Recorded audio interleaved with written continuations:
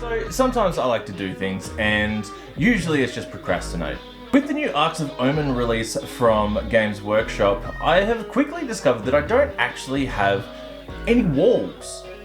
I have buildings, I have boards, I have scattered terrain, but I don't have walls, at least not enough to play boarding actions. All aboard! Woo woo! So I had an idea. And it's not an original idea, people have done it before, and somebody's probably done it in a similar way, if not exactly the same. So let's make some ruins out of sprues, and then modular. This is a super easy one. You just need your sprues, your clippers, your hobby knife, and some glue. You're just going to cut your sprue down into some lengths and then start cleaning everything up. Now you're going to be cleaning up for a while, depending on what kind of look you want at the end. I've gone a little bit rougher here because I wanted some worn down spruins that look kind of like some old timber walls. Now you would have noticed that when you started to clip these things down that they're not even on every side. When you look at the profile of a sprue, they're actually a trapezoid. So this actually works in handy for us because, as you can see, what I've done here is I've put two down next to each other and then just glued and flipped over the middle piece. Now these will help it interlock. It gives you a little bit more surface area, makes it a little bit stronger, and you can always add a little bit of sprue glue if you do have some gaps or you want some extra strength.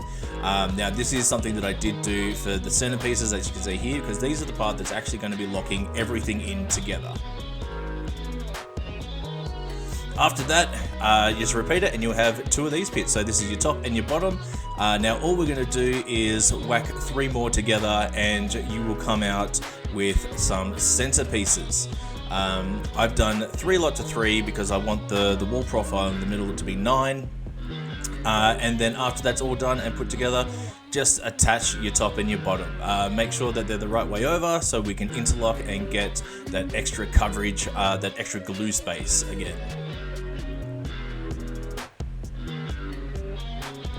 Now you have your centerpiece, so I suppose we will knock together one of the pillars. These are super easy as well. You're just going to make 2 lot to 3, just like we did before, the exact same way, and then you're just going to glue them together so you got one of these.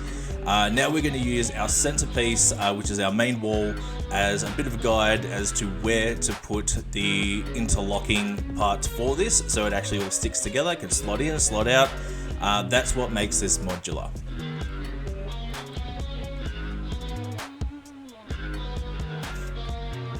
And then you're gonna, it's gonna stick to your fingers and it's gonna split.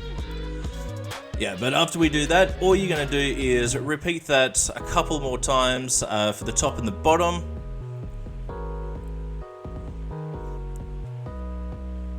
Just making sure it lines up nice and neatly. Now with the bottom part, now this is a little, needs a little extra attention. So with this is the foot. So you want to add a little bit of weight, a little bit more density here.